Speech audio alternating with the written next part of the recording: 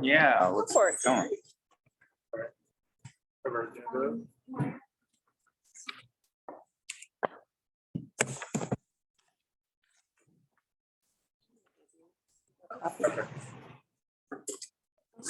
Everyone, I was looking for the agenda. Cindy and John, if you want paper copies, there's some on the table. Okay, So, you're welcome.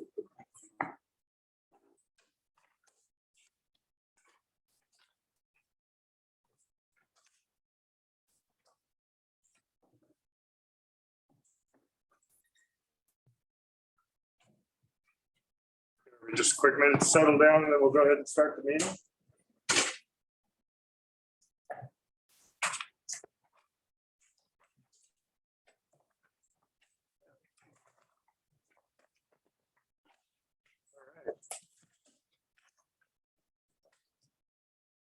Everyone's ready. Can we stand up and talk or in these small venues just, or do we stay seated? I'm sharing first time back to Zoom, so. In this new setup. And then, I'm feeling a little nervous. yeah. All right.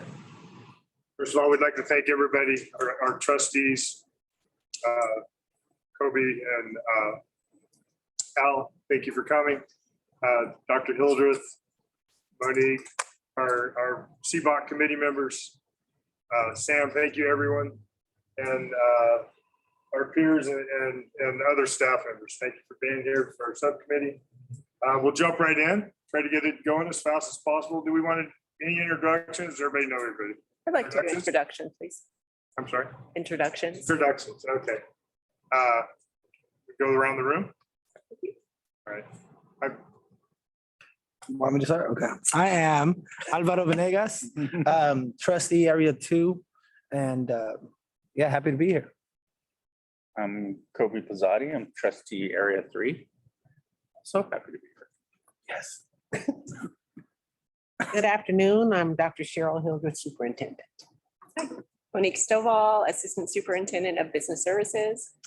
Sam Santana, I'm Facilities Counsel for the district. I'm Cindy Kazanis. I'm the Measure B Chair for your bond committee and at-large member. My name is John Lindley, and I'm the Measure C bond committee chairman for the bond committee. My name is Maria Garcia. I'm the prime. I have 4 weeks in the district.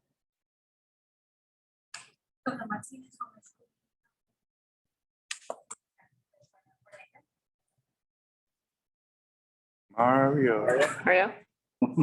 Oh, hi, sorry. I'm Mario. I'm the admin assistant to Dr. Cheryl. I'm Marco, the administrative assistant to Lisa. My name is Yvette Hernandez. I am the facilities technician. I'm Terry Souza. I'm the MOTF director. So with that, thank you, everyone. Do we have any public comments before we get going? We can just keep going. Brief public comments received and no request for comment. All right, thank you. We'll jump into our first presentation. I've been having technical on brand.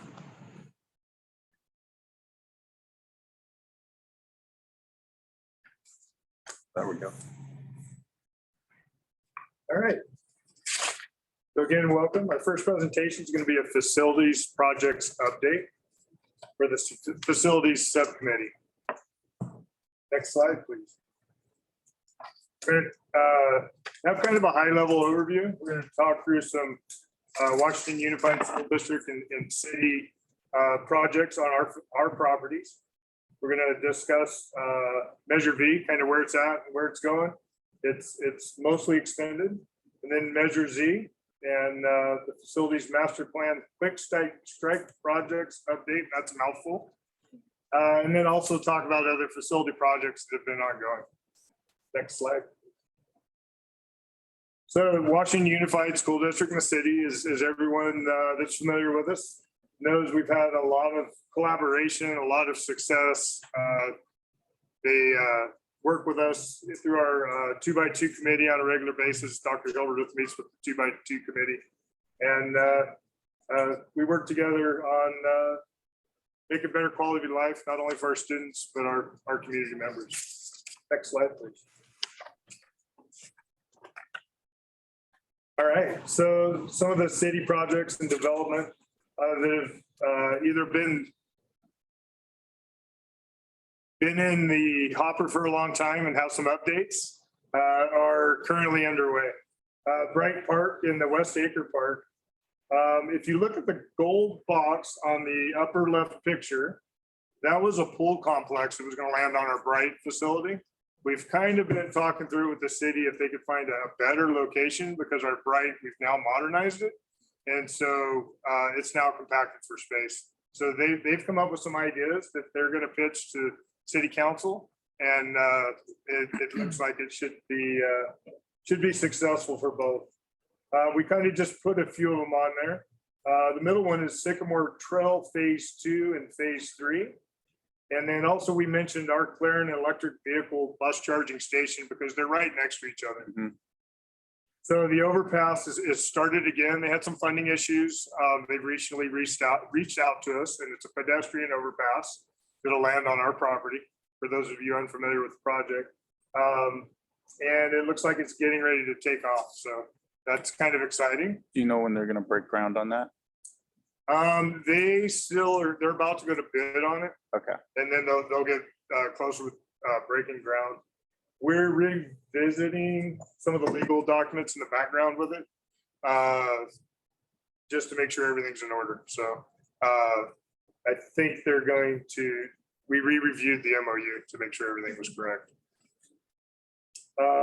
In addition to that, again, in the middle set of tiles, you can see the old Westmore Oaks parking lot in the right-hand middle picture. The darker pavement is about half of that is our new electric bus fleet charging stations going in. And we're really excited for that.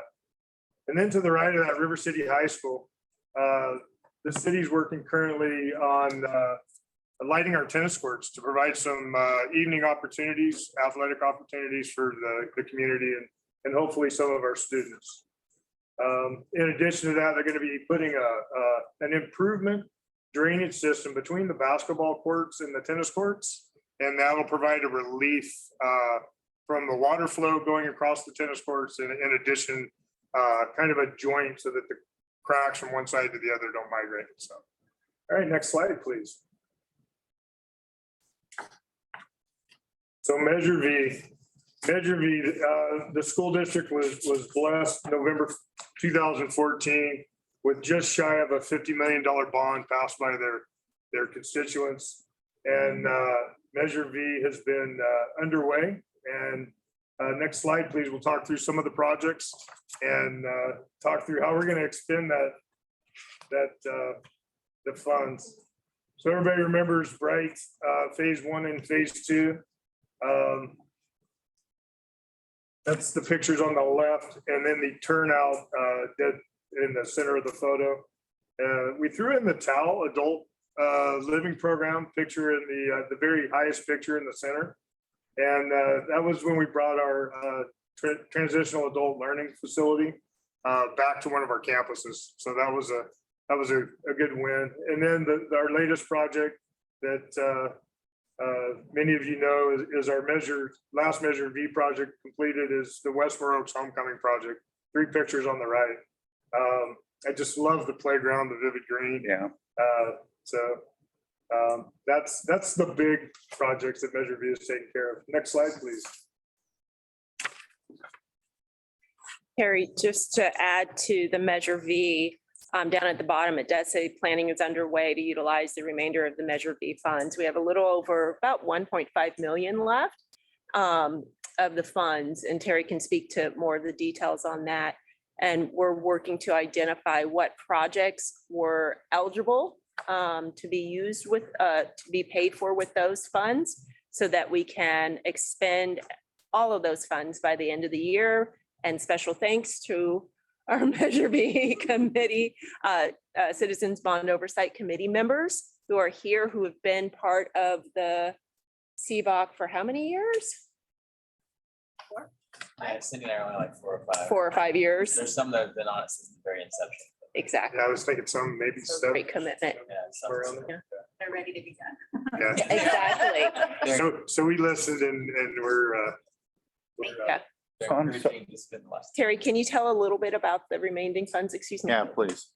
yeah, so there's about 1.5 left. We're looking at possibly transferring some project funding around. One of them would be the potential one is the yellow roofing project that we're just finishing across the street. It was around 1.2, if I remember correctly. And then that'll free up some deferred maintenance for some of our quick strike projects. Mhm. It also be a little more flexible probably with deferred maintenance funding. I'm sorry, I thought we had less than that available. I thought there was funds earmarked for contracts and things like that that Money were, Came back from the state, oh, okay, or there was some kind of reimbursement funding that came. back. okay. Mhm. So it was gonna be a lot less. All right, next slide, please. Sorry, Mark. All right, Measure Z, again, the voters of West Sacramento followed up again with another great bond measure, Measure Z. And this one's really tugs at the heartstrings because it has to do with equity, has to do with taking care of some students that deserve the same quality, the same quantity, the same expectations in their facilities as other, some of our nicer, newer facilities. So next slide, please. So the board, we had three major projects that the previous subcommittee or the subcommittee identified as high need and the board agreed and approved, and that's the Westfield Modernization Project, the Elkhorn Modernization Project, and the Performing Arts Center. So those are our three targeted major projects. We've recently hired our architect. We're underway getting all of our ducks in a row, hiring all of our other industry professionals.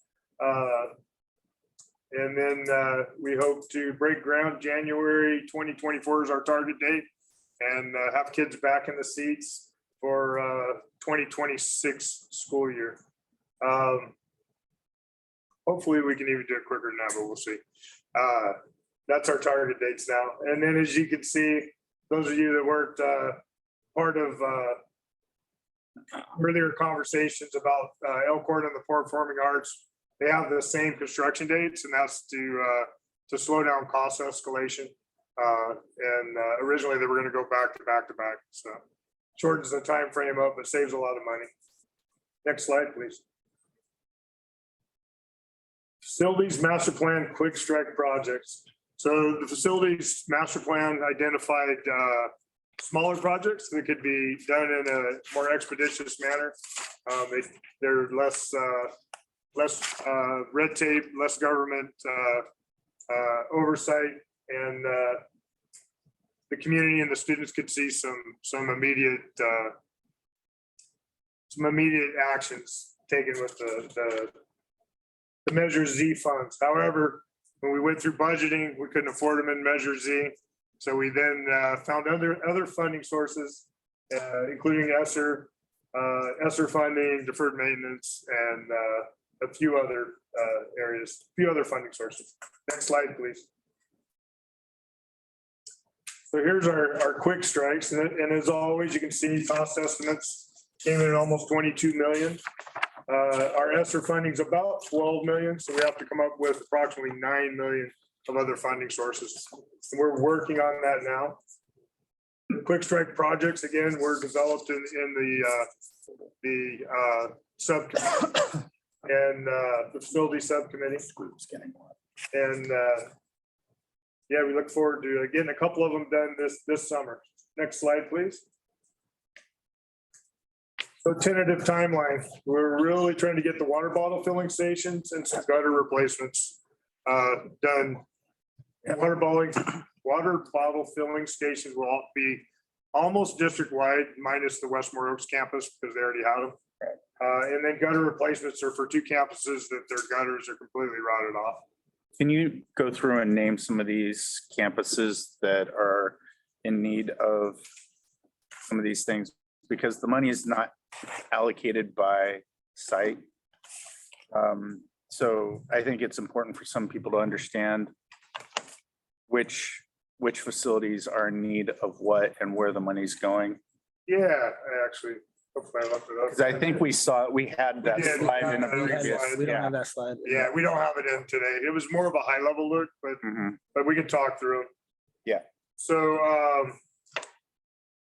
for an example, the gutters are at Stonegate and Bridgeway Island. Right.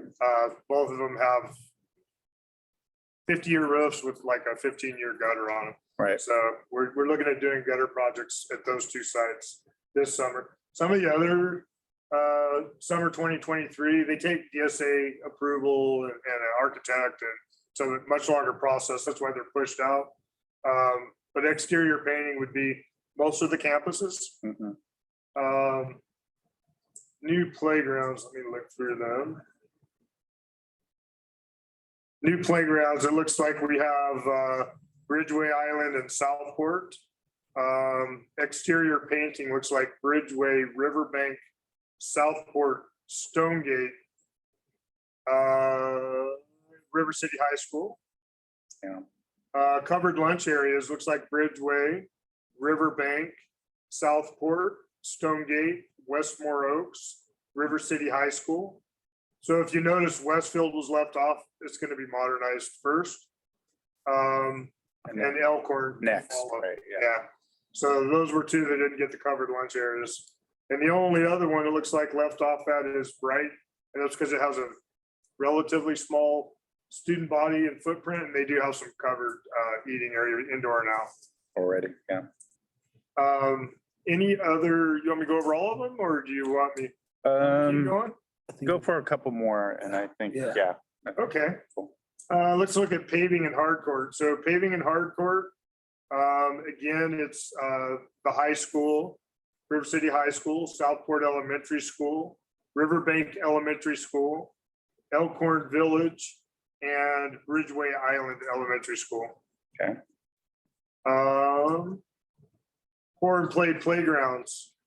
We have on our list, Stonegate Elementary, Southport Elementary, Riverbank Elementary, and Bridgeway Elementary.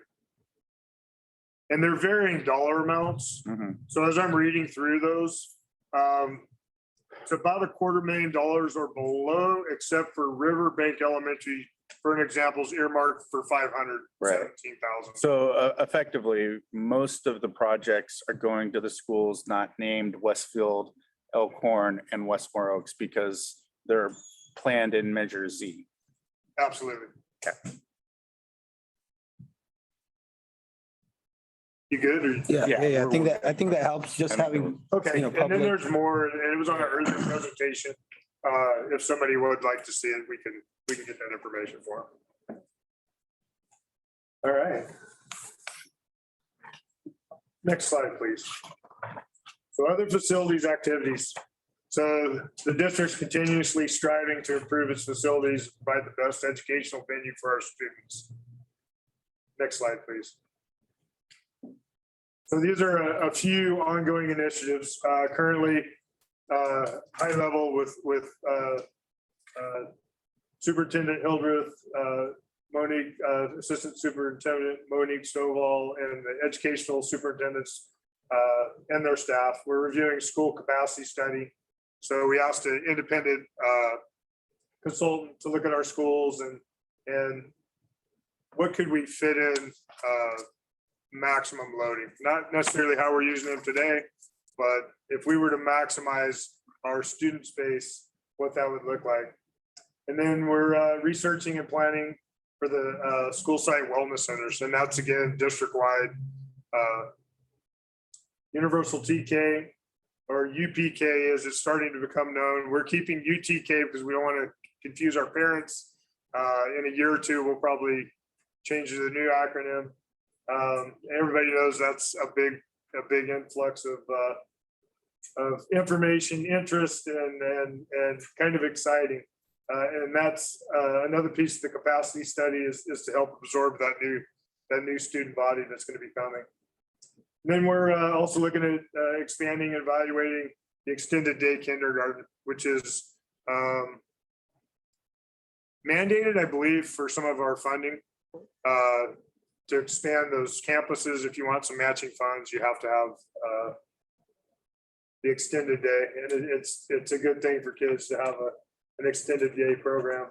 And then as we mentioned earlier, with possible use of some of the Measure V funds, we have the YOLO roofing project and the electric bus fleet charging facility. So the charging facility is really exciting to me. We've had our transportation folks in kind of a lower level parking area. Charging down there's not the best thing because it's prone to having some flooding, and so we're really looking forward to getting them in the proper facility and expanding that. We also received word we had another grant for another bus or two approved, so that's Oh, exciting. good. Yeah. Electric. Electric. Li- So we have Lion. two that are already in the pipeline that were delayed because of COVID, should be here fourth quarter, and then recent grant that we were told we were approved on. And then I was also told today that we were named by name, our district, in another grant program that's partially funded. Nice. So, yeah, exciting. So our electric bus fleet is growing rapidly, and we built expansion into it. And we just have to pull wire and set meters, but it's ready to accept more fleet. So, next slide, please. With that, I'd like to thank our team.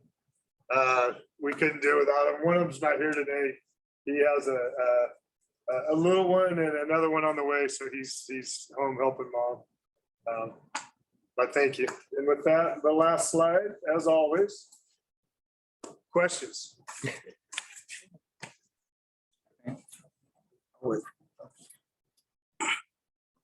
I don't have any questions. I want to say thank you for this because this definitely clears up some of the questions that I had.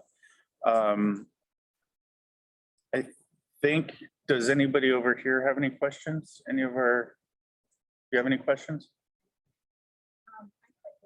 About the riverbanks, because they need to replace or couples documents. And I don't see nothing in this about the carol to make anything. The portable classrooms. Right. Yeah. Yeah, unfortunately, we don't have the funding at this time, but we're always looking for funding sources. We have a lot of portables in the district that are about the same age as Riverbank. So hopefully we'll have a funding source and a program to either replace or update them in the future. Do you know what the age of the portables are at Riverbank? I know a couple of the oldest ones, I believe, are real late 80s. I want to say 88, 89. So they're past their life expectancy. Yeah. Do you have like, when you do your analysis of all your facilities, do you have some kind of a matrix that shows everything completely that needs to get seen or visited every so often? How often it needs to get visited? You know, when it's about to fall apart and deteriorate, or, or how, some things are 20 years good and some things are 5 years good construction wise. Do you have some type of a matrix that does all of that? Yes, we do. So the district, I kind of got your name. I don't know if we could present it tonight, but I can tell you where to look at it. It's on our facilities webpage on the district's website. Was that part of, where does that? It's our facilities master plan. Yeah. Yeah. So our facilities master plan is a big, thick document. And it includes a deferred maintenance piece in the back that has a lot of the data points that you were talking about. But it also has a lot of information on the community. So we did a lot of community outreach. We had a lot of small groups. We had a lot of residents, parents, the staff that all put input into the facilities master plan.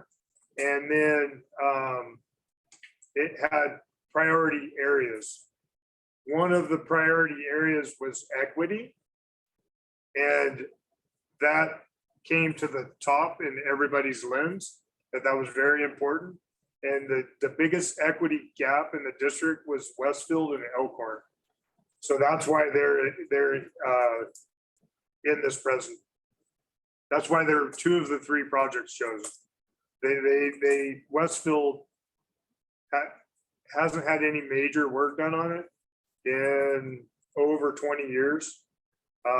Elkhorn, close to that, but just after Elkhorn, after Westfield. So they're both have been a very long time without any major upgrades. And if we were to say that we have I guess 100% target on that master plan, and this update would now put us at a 75% or projection, or at an 85%, or I'm not actually sure how I'm trying to phrase it. It would barely touch about a third of it. Yeah. Of Okay. all the projects that are listed in the master plan, Yeah. there's well, at the time of the master plan, it was $250 million worth of projects. And we only passed the bond for 150 million. But that's at the, what was 2019 level. So costs escalate every year by what, 3, 4, 5%? Aren't we at 13%? Yeah, Oh, geez. Pretty much higher than the last. Yeah. So if you add 13% every year, that's how much our funding shrinks. So effectively, there's not enough to come close to touching all the things that we need to do. So all the little projects that you saw in here are quick strike projects. They're not coming out of Measure Z. They're coming out of other funds that we've been able to find funding for. And that's touching all the other facilities besides Westfield, Elkhorn, and Westmore Oaks, which was just revitalized. So that's why, the other 4 remaining elementary campuses are getting some refurbishing, right? Including Riverbank. Just the portables are a different question, but they are listed in the facilities master plan to be, revitalized when we have the opportunity. I'd like- That's good to know. That's neat. I'd like to add, now, I don't know, so I know Measure Z got a lot of engagement from the community, and I think that's a really, really powerful thing. I don't know if you already do this, it'd be great, but whenever there's new development or there's new infrastructure, there's gonna be a new something, there's always that big board in front of the school Right. as to what it's going to look like by what time. If we could do that per site, almost like this is what Measure Z, because it did get a lot of attention. Of course, it being the 2020 election, and it being, I believe the election that got the most Right. engagement from the community. I think it would, if we don't already do this, just per site, be able to put a nice size board on the fence. Don't have to spend too much, but just so we can get a visual, and it could be at the forefront of it. This came from the engaged voices. This is coming from Measure V, like almost like what Measure V is bringing to a Riverbank, Right. what it's bringing to an Alcorn, what it's bringing, just so everyone kind of sees visually where their voice was heard. And I think I remember seeing that Absolutely. from the Bright campus. We had. yeah, the Bright Campus. We that was had Measure beautiful. Measure V funds paid for this. for Yes, about something and I think like just that. even if it's small, but I mean, I Mhm. think every school is getting something, and just being able to have that performing arts center at the River City, to be able to have Riverbank and see how the new playground, paved, just something visually, because we did gain a lot of engagement. There was a lot of participation. And I personally, I'd like to capitalize on the continued momentum that Measure Z is getting. So it's something that I would personally want to see at every single site. Yeah. Yeah, I absolutely agree. Yeah, we'll look into it and get it done. Any other questions? Yes,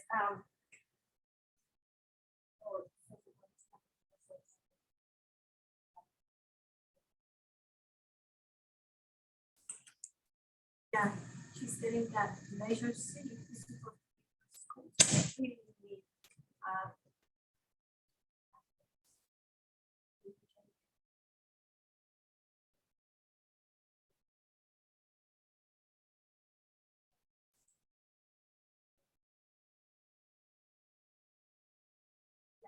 So why did you guys are doing the Center for Arts?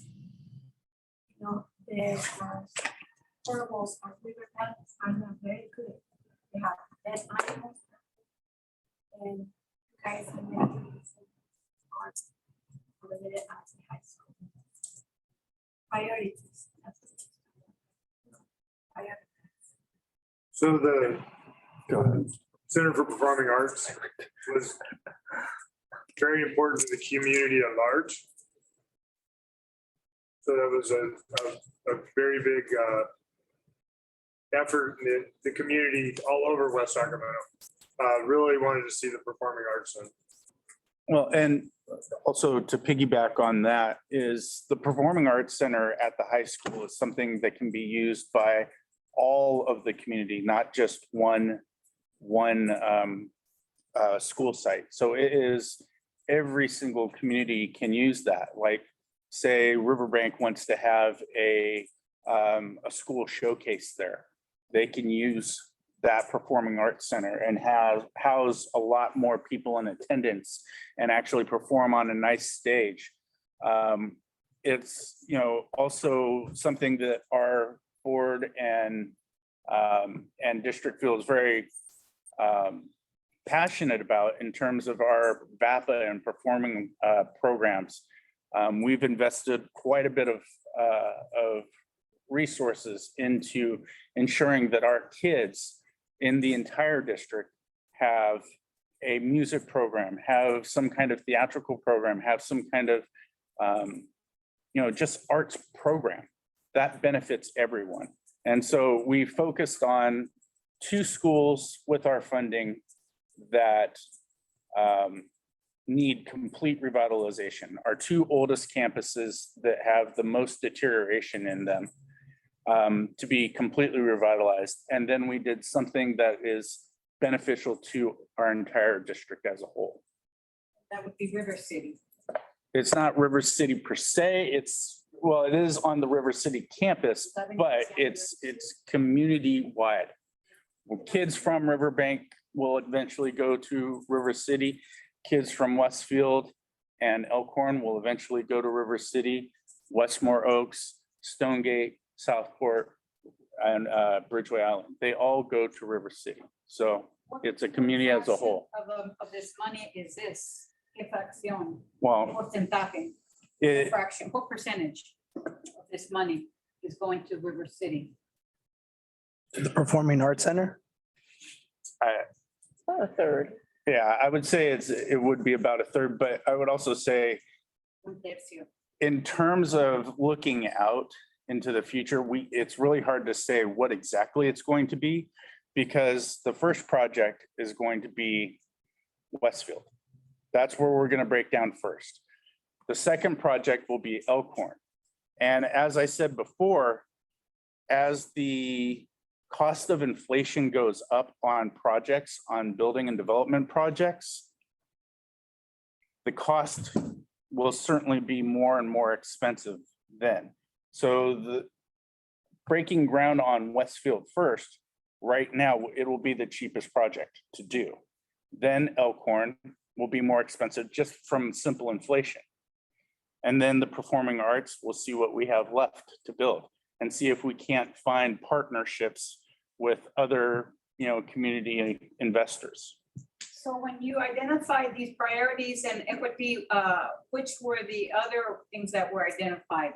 Estoy preguntando que cuando estaban diciendo que había prioridades y equity, igualdad estaba identificada como la cosa más importante. Of which other thing besides Westfield and Elkhorn, what else was identified? So the facilities master plan is a really big document. Yes, but I mean, it was Westfield, and then what else was top of the line? 1, 2, what was next in line? It wasn't written that way. It was written with, How did you identify Westfield? It was just luck of a draw? no, it's the school with the biggest need. It's equity. Okay, and then the next one, The same thing. It was an equity. and then the next one? It was both the voice of the community at large, and then also from an equity lens, everybody gets to use that facility. And but the next school that would have been identified as super needy? It wasn't done that way. So it was done big project and quick strike. So when they showed us what areas of need, whether it was roofing, whether it was paved, whether it was a parking lot, whether it was, I know we have that, because I've seen it personally, but we have where it's priority in red, you get to see where, what areas of the school is, you're able to see the priorities of the school. And I believe as part of this process, once the Performing Arts Center came to consideration, we also used student voice. So a lot of the students voiced that they don't have that. They talked about athletics having a field. They talked about the basketball teams and everybody having their thing. But as students that care about the arts, that care about music, that care about, I believe band doesn't have, there was a lot of idea around engaging students so that they could enjoy their time in education. But it was, I know from my lens, I voted, we tallied, we did a process where we were tallying what was priority. And it was a lot of, we've met a bunch of times, and it was people from the community, but there was also student voice. And there were some tough choices to make, because going big project, that's gonna suck up most of the money. And then making sure that, like, I believe we even down, like we started talking about reshaping. Scaled down the Performing Arts Center. At one point, I believe we were over, like we were about to go over budget, attempting to make sure Riverbank got some, make sure that, schools that needed it got what they needed. So just, it's been a process of continuous scaling to make sure that we hit what was promised, but also that we make those repairs that come priority to the schools. And to piggyback just briefly on what he was saying, when looking at the facilities master plan and all the schools that had the most recent revitalization projects done to them, Riverbank was not as old or in terms of its revitalization as some of the other schools. So there's other schools that probably haven't been touched in 20 to 30 years. And Riverbank had some revitalization work done more recently than that. So there was, while there might be some areas of Riverbank that are old, like the portables, there's other facilities that have more deterioration, like degrading roofs and dry rot in the beams and the structures by the gutters. So there's certain projects here and there that could be done with some quick strike funding. But in terms of the facilities master plan, it identified what schools had the work done most recent. And Riverbank was relatively recent in terms of some of their revitalization. Okay, now you go. Sorry. Si han escuchado a los estudiantes acerca de y hablar acerca de lo de la escuela que necesitan un centro, nosotros en Riverbank hemos estado hablando y muchos niños se han quejado que el agua no está buena para tomar. Las tuberías, de hecho a mí me tocó mirar los baños saliendo el agua amarilla de los toilets.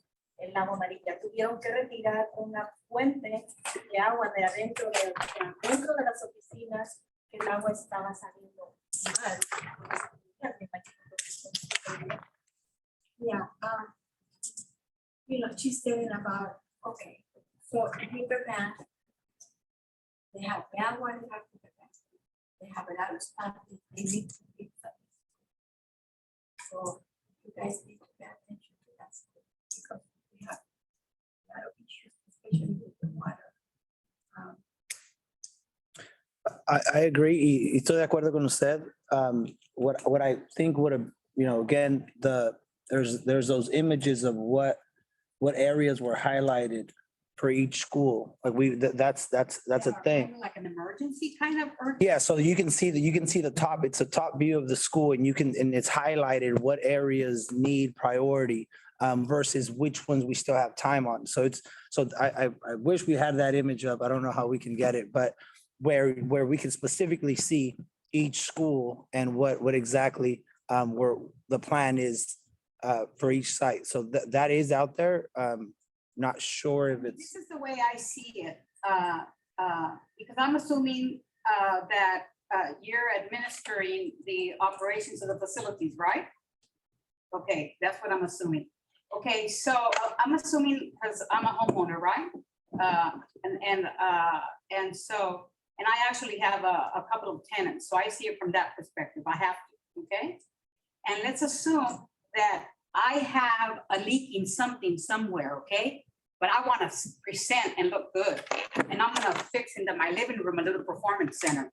But never mind my leak over here that's costing me, okay? Never mind that, because I want this to look really nice and good. But I'm gonna ignore that back here.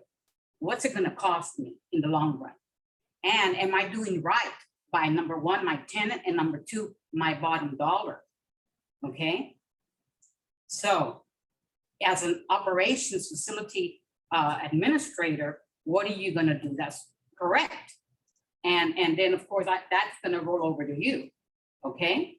That's really the bottom line, what I'm hearing, because I really haven't I've been attending enough of these or to be involved enough to know all the tiny detail, because I don't. But I'm just giving you the big picture and telling you the same thing as the final sign off, folks. But that's what I'm hearing because and then from another angle, let me tell you this angle, and I'll put it in really funny terms, is Riverbank, River City is I don't want to call it the hoity-toity school, okay? And ¿cómo se llama Riverbank? It's not necessarily the hoity-toity school, okay? And so we're gonna leave the school that's not hoity-toity leaking ugly water while we go fix the nice hoity-toity school or a nice performing arts center, okay? If that sounds terrible, I know, but that's the nice and concise way to say it. Well, I would just say this, that again, Riverbank, or not Riverbank, but River City is a place where all the kids that are in 7th and 8th grade go to school. You can shake your head all you want, but the truth is that all the kids from each school end up at River City. I'm talking Right. about right now, Riverbank, right now. Right, but they all go, we got to look at the kids. We're not looking, this Measure Z was not just Maybe we can do with a quick strike that water. Measure Z was not a bond just to address the elementary schools. It was a bond to address everything in our facilities master plan and use it in a way where we've already identified the projects with the largest need. And that's already been earmarked and designated by the board. And those three. That the money is to repair schools that are most broken, Well, the oldest, the ones that need most work. we, That's her understanding. no, that's not accurate. That's correct. It's not accurate. It had a list. Measure Z had a list of all the things that could be used for, including a performing arts center. That was on there. So it had a list of items in which it could be used. And we have been working within that list. And In terms of the Measure Z funds, the board has already earmarked 3 major projects that are going to take up all of the $150 million. So if there's other projects to be identified, then those would have to be done through other funds, other means, other measures. So meanwhile, the water keeps and the toilets keep like that? Again, that's something for you to work out with either the site or the facilities. Yeah. The parents? Yes, you go to the site. If you have an issue with the water there, they'll do a report on the water. And then that water, if you have a question about it, He's the administrator. if you have a question, you're making a claim about the water. So No, it's not. let I me, mean, y le I puedo, already informed you. Now it's your responsibility. Can- There's the person in charge. Why don't you address?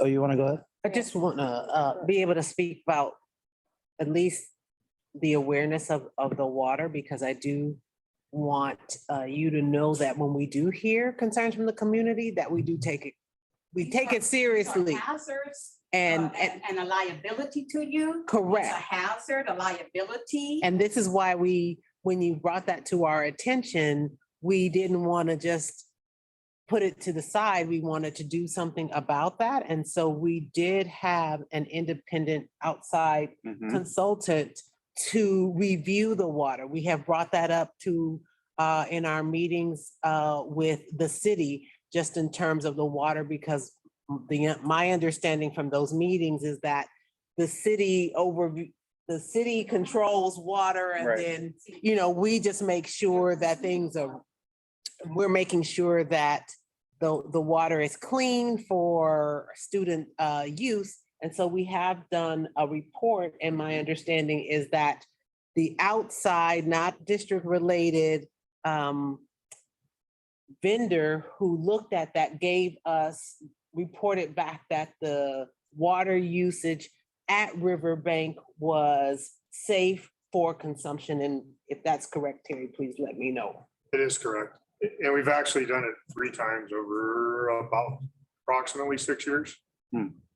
Once was by state mandate. So the state went to the city municipalities and had all schools tested. We just gave access. We had no direct contact with that contractor, and that's on the state's website. And then we've done one before that, just to ensure that all our kids were safe in all our district facilities. And we've since, at your request, we did another more in-depth than either one of those analysis by an independent consultant when you brought the concern to us. So we have tested it 3 times. Entonces, un total de 3 que han hecho. Dos son independientes y uno de la ciudad. Y la última fue después, porque tuvimos la junta en el Riverbank. Fui yo, fui Terry, y caminamos, ¿se acuerda de ese día? So we're doing everything, estamos haciendo todo de nuestra parte. Y entonces cuando el contractor independiente, los resultados dicen que la agua está bien para tomar, estamos llegando al punto donde si ya están llegando los resultados, es lo que, porque usted quería que hiciéramos eso, y es importante para nuestros estudiantes. Pero él está diciendo que chequean 3 veces al año el agua, pero lo que pasa es de que yo pedí los reportes y me mandaron solamente el 2015 y me lo mandaron del 2021. Después de que yo pedí los reportes, fue cuando llegó el reporte de agua. Sí, the 2015 and 2021 results on. Yeah, the other results are on the state water board's website. We can't release their documents, but you can look it up. It's on the state water board Well, website. she's not gonna, if you could send her the direct link, so she wouldn't have to spend hours trying to figure that out. She would be mostly grateful. So all we have to do is figure out what's causing the yellow tint. Maybe it's food dye, that somebody's, a lot of. maybe it's not harmful, some kind of a yellow food dye that's creating the water to turn yellow. Maybe it's something innocent like that. Maybe it's not harmful.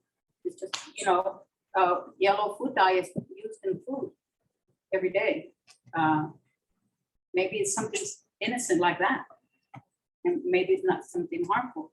Existe la yellow food dye que pues, la usan en la comida y a lo mejor es algo inocente como eso, que no sabemos qué está dentro del agua y puede ser algo inocente como fruta amarilla. O sea, sería un ejemplo perfecto. No sabemos, ¿verdad? No sabemos. Pero según ellos, están diciendo que la agua, según los resultados de ellos, dicen que es sana, según ellos. We're gonna move. Thank you. Gracias. Thank you. Thank you. All right, we're gonna move forward with our construction delivery methods for Measure Z. Next slide, please. The purpose of this presentation is to talk not just Measure Z, but really specifically Westfield and what construction financial delivery method, I mean, not financial, delivery method as far as how we're gonna hire our contractors. Next slide, please. All right, so our topics are gonna be design bid build, which is kind of the traditional method. You design it, then you put it out to bid, and then your contractor builds it. We're gonna talk about construction management with multi-primes. And then finally, we'll close up with leaseback contracts. Next slide, please. One more slide, please. I'm sorry. All right, so some methods that are not available for this project are the Uniform Public Construction Cost and Accounting Act, or CUPCA. We are a CUPCA district. It allows us to kind of pre-qual some contractors and have a list sitting in the background for smaller projects. It's a little, it's a way to help us expedite smaller projects. Again, emergency contracts, we can't use emergency contracts because we all know it's something that's been long in coming. Not an emergency. CMAS, or the California Multiple Awards Schedule. The process isn't really competitively bid. It's just kind of guaranteed pricing that the state does. And it's really related to smaller products, not construction. And then piggyback contracts. We do use piggyback contracts for some items, vehicle procurement, that kind of thing. I think the only allowable construction delivery method using piggybacks has to do with portables. So we won't be using that. Next slide, please. All right. Design bid build, construction management, multi-prime, and leaseback. Next slide. Design bid build, or the industry sometimes called hard bids. Next slide, please. So we've used them often in Washington Unified. You hire an architectural firm, you have the facility designed, project designed, and then you put it out to bid, and you're go with the lowest bid and then build your project.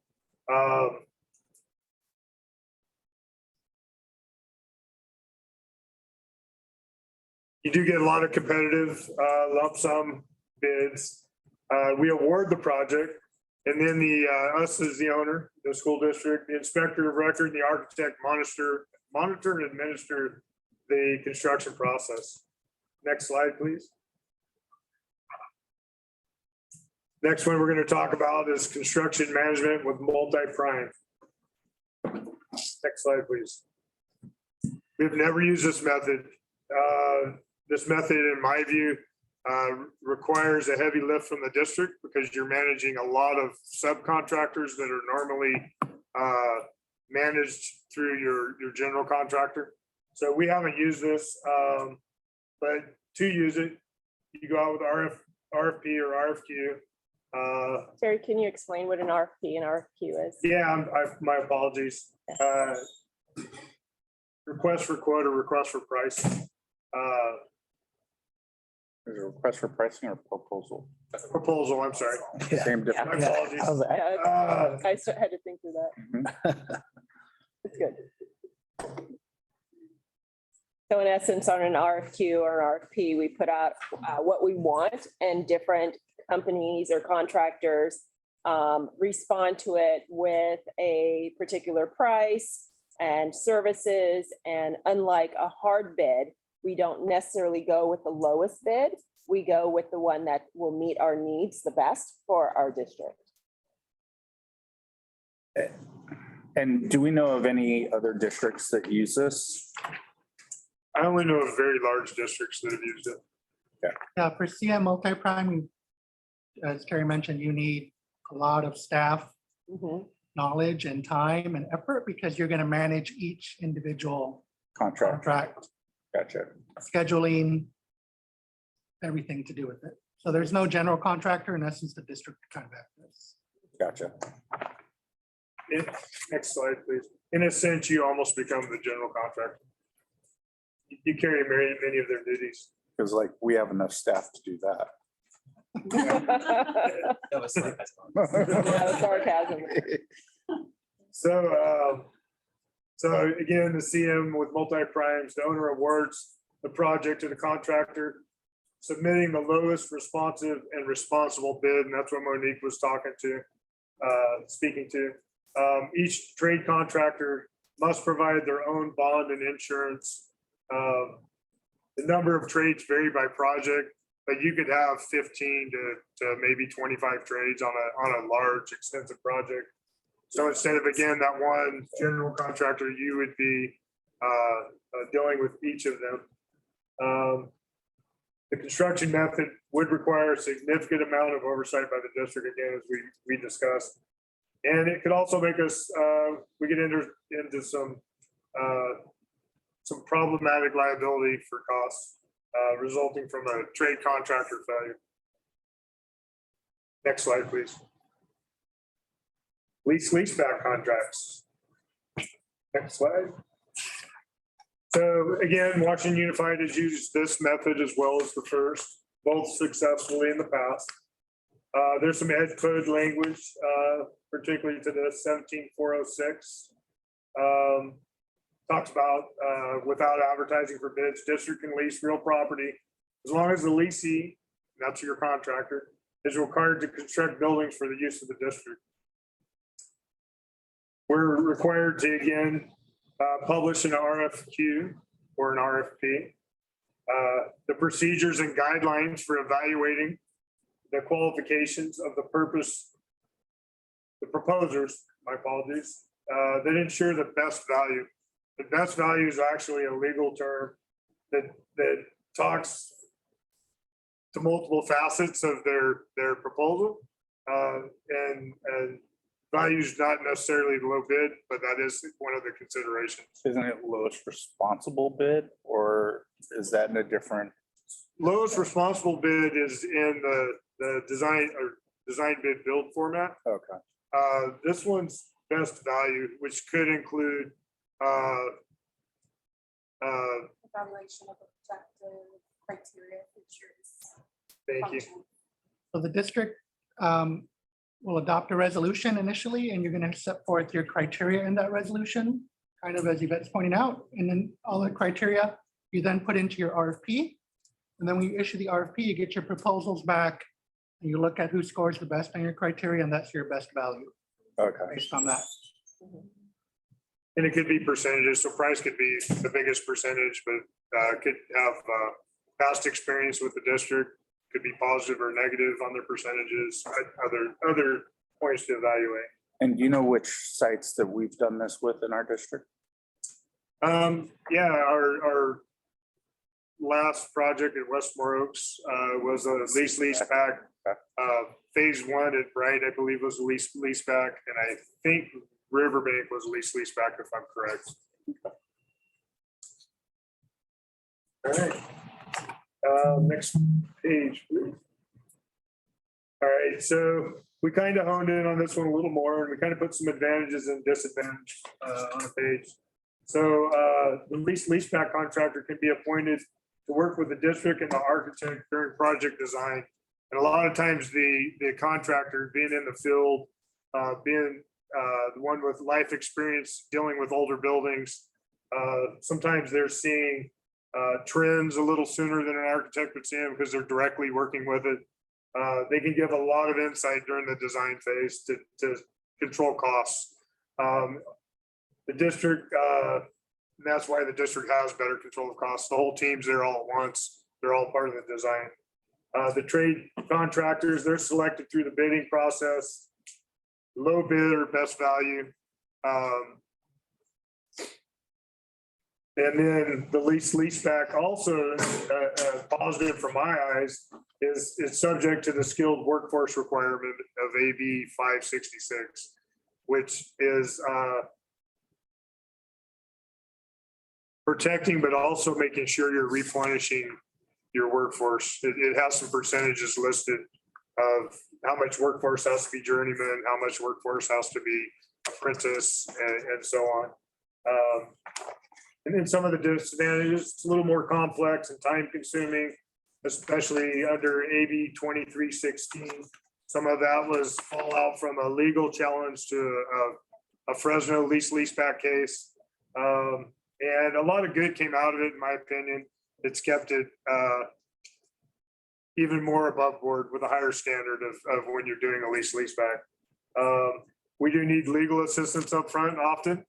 I think you have it in the wrong column. Saw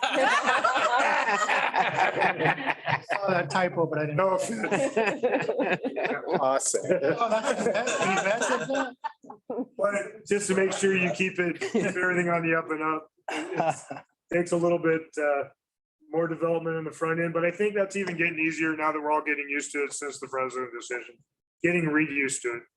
So we've done leasebacks under the old pre-Fresno decision and then under the new decision. Next page, please.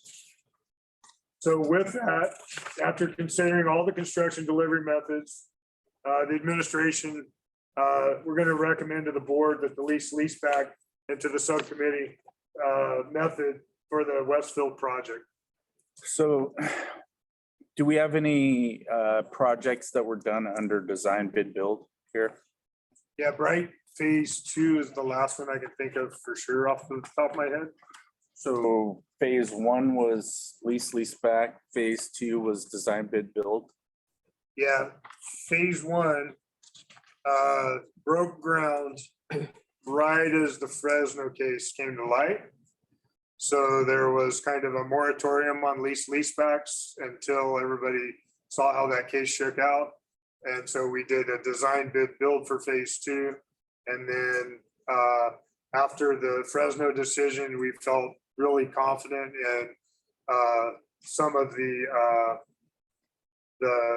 oversight and protections put in place that we could again use leaseback and feel confident in that we were doing it correctly. Okay, so since we have at one site, 2 different types used in terms of building the facilities, you're suggesting that the lease back was easier to do, more affordable, better results? Or what is tilting your decision after looking at something that we actually have an apples to apples comparison on? What is tilting your decision? So my decision would be tilted more based on Westmore Oaks versus Bright Phase 2. Bright Phase 1 was chosen as a leaseback because of the condensed time frame that they did the project. It was like a 3-month. So it's project. It was speed. So Okay. that let them enter straight into a contract. I think a leaseback executed under a normal timeline allows you a lot of insight from your contractors. So as you remember, Westmore Oaks came in high from the architect when the leaseback contractor was on board. They really helped us get the project back under control. That was not fun. No, it wasn't. But they had a lot of great ideas that saved a lot of money. Had they been on sooner, I think we wouldn't have walked the road we all walked together. So Terry, if the committee recommends and the board approves the lease back, can you tell us what it would look like with implementing Westfield, what the next steps would be, how we would bring them together with the architect on that timeline? Yeah, so we would use the RFQ, RFP for contractors, and we would use the best value method. We would need to get going on it fairly quick because we have some items we need to bring to the board for board resolution. We'd like to get them in as soon as possible so that we're not working backwards, kind of like we did last time. We got them in late for whatever reason. And we'd like to see them on board early in the project. So we're hoping if the committee does recommend that we move forward with the lease back, then at the April meeting, as Sam shared, we would come with a resolution. And after that, a resolution was approved, we would release the RFP. And then we would hope to have the scoring, the evaluation complete in June. That way, come July 1, we have the lease back contractor and the architect speaking so that we can maybe not have as many hiccups as we may have because they're on the projects very, very, very soon in the process. I appreciate that you came in with the recommendation, and I mean, I trust, I'm not the expert. So I all for your recommendations and full trust. So where does a PLA fit into any of these? That's part of the next part of the conversation. Yes. So first we would pick either option and then we would go into the decision on a PLA. I think I would ask for more guidance on exactly what that timeline would be. I think one of the important things that we need to make sure that we're recognizing is that we do need to make sure that we're securing our consultants and moving as quickly as possible in whatever direction we decide to go to watch out for those escalation costs. More directly to answer your question, if there is a PLA, we would need to note that in the RFP, RFQ. So that's kind of why I'm asking the question of chicken or egg, right? So I mean, I don't have a problem with the lease back. Do you? No. Okay. Anybody else? Question. Wait till the question slide. Oh, you're so good, John, man. I'm like sitting here like as we go. I'm biting my tongue really hard. Don't bite your tongue, dude. Go ahead. Here we go. Everyone knows me, they know I have no problem speaking up. What exactly is a lease back? Because I'm familiar with the other ones, they're my job, but what does this mean? How is it different from just a design bid build where you go to one person and do the work and pay them? Right, here you go, right. The contractor's engaged much earlier. Okay. And they're actually part of the design team. That's still part of a design bid build really too, because they. Well, design bid build, we traditionally, the contractors after the design. Okay. So you design it, then you go out to bid. But you lose that opportunity to find any gotchas, big change orders. Yep. You lose that opportunity to value engineer.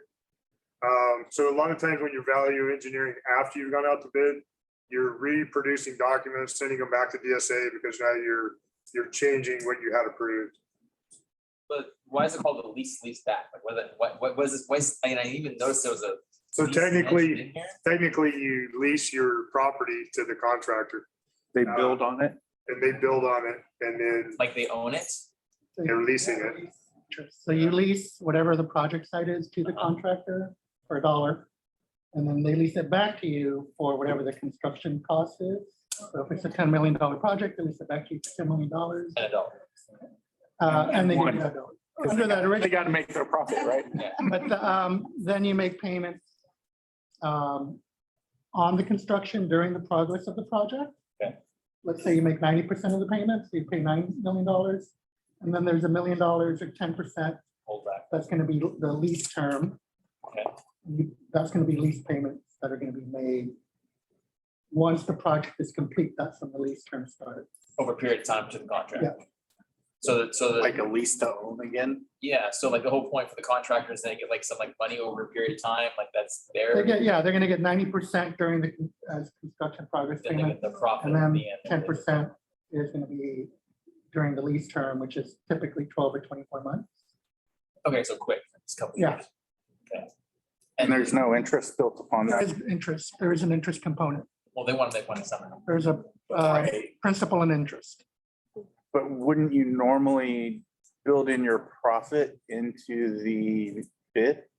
Profit, yeah, the profit's built in, the profit's not the lease term payment. The profit is already part of that $10 million. Then how is this any more affordable than any other method of delivery? For That's what I was school actually- for my school next question. districts, the real benefit is, as Terry was pointing out, you get contractor involvement much earlier in the process. For a hard bid, under California law, let me take a step back, you cannot enter into a construction contract until there is final DSA approved plan. I don't know what DSA is. Go ahead, turn The around. Division of State Architects. Thank you. And so the design under a hard bid, the architect and the district finalize the plans, they submit them to Division of State And Architects. this The is Division building, of State Architects says, these are approved. Once they're approved, then you can go out for a hard bid. Okay, and so And contractors you're can't building what see. you already designed. Yeah. Okay. Contractors have no input. They cannot see those until their bid is issued. And so when the bid's issued, they open it up and they say, okay, this, I'm gonna bid $10 million.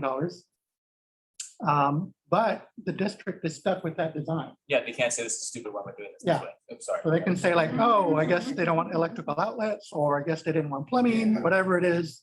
They're gonna see So- issues with it, but they know they can But make they it have, up. well, yeah, do this, you have to bid, to change bid, orders. otherwise you lose the project. So the whole point of the lease is back is the idea that the contractor's involved in the beginning, and then they're helping you design it, is that the idea? Yeah, Kind of like, we- they're ready to go? they might come up with some value engineering pieces, but they really, in my view, look for gotchas, busts in the project, the things that they can see from a contractor. Operating costs, So yeah, I'm sorry. like things that maybe the architect might have. right. Yeah, architects draw it, up, in a design. Christmas tree format where they put everything on it. Yeah, So for lease So- leaseback, they're involved before DSA approved plans, they're involved at the very outset, or as early as you bring them on. Yeah. And they look at the plans and they say, they know your budget, you can tell them, hey, we only have $10 million to spend, they're gonna say, well, this is a $20 million concept, or whatever it is, and then also they kind of. so you have a second set of cost analysis going on. There's a second set of eyes during the construction. And then what's like, my understanding, if you do the design bid and the hard bid is, you get what you get for set price, and if they Right. overrun, then you still pay the set price, right? Yeah. It gives them advantages to try to come up with good ways to keep costs down. But in the lease back, I mean, is there more of a fear of a cost overrun? I mean, is there like a hard cap on the cost, like this is my budget, this is what I want, and if they start running away with it, like, Yeah, you have what's the concept of a guaranteed maximum price. yeah, GMP, yeah. So you say, we have $10 million to spend on this. Designer, contractor, everyone's on the same page. We're only gonna spend $10 million on it. So what's gonna happen is the contractors involved, they're gonna go through it.